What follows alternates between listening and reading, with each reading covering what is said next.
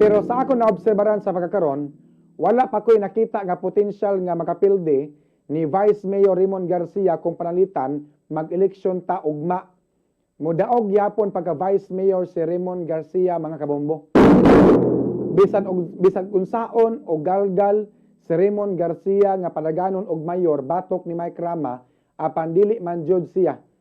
Mas siguro man nga mudaog siya kung Vice Mayor ang iyang daganan, wala pay labad sa ulo o nya dili pa kinahanglan nga mogasto og dako para makadaog siya.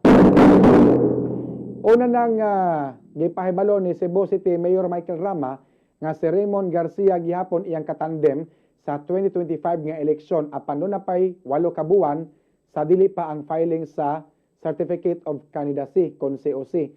Posibleng doon na pay mga kausaban ang tanan mga kabombo. Dunay nisibaw karon nga pangalan nga posibleng mudagan og Vice Mayor sa Cebu City. Matod pa sa nasagap nako nga istorya, si Cebu City South District Councilor Dondon Hontiveros mudagan og Vice Mayor. Apan wala pa man mopahibaw si Dondon Hontiveros nga mudagan ba siya og bastaas nga posisyon mga kabombo. Kung pananitan mudagan og Vice Mayor si Konsehal Dondon Hontiveros, murag bugat kayo kini nga desisyon sa iyang kinabuhi tungod kay magbangga man sila ni Raymond Garcia nga iyang higala og kauban raw sab sa politika. Kung pananitan mudagan gayod og Vice Mayor si Dondon Hontiveros, murag panington og bugbog ani si Raymond Garcia tungod kay nasayod ta nga daghan kayo og fans si Dondon Hontiveros o gani sa gunson kini nga nahimong number 1 councilor sa Cebu City. Kung wala ang Vice Mayor sa Cebu City, siya maoy magsilbing acting Vice Mayor.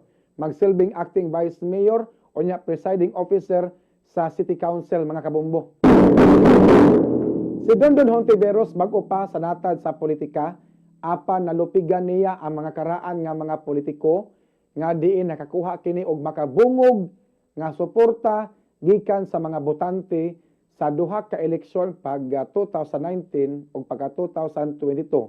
Bisan pa man og wala kini background sa politika. Tungod sa iyang pagka-basketball player, puwerteng sikata ni Dondon Hontiveros o gani bisag asa kini muadto daghan ang mga tao nga moduol niya para magpa-picture mga kabombo. Kung mag 1-on-1 silang duha ni Raymond Garcia pagka Vice Mayor sa syudad sa Sugbo, murag 50-50 ni.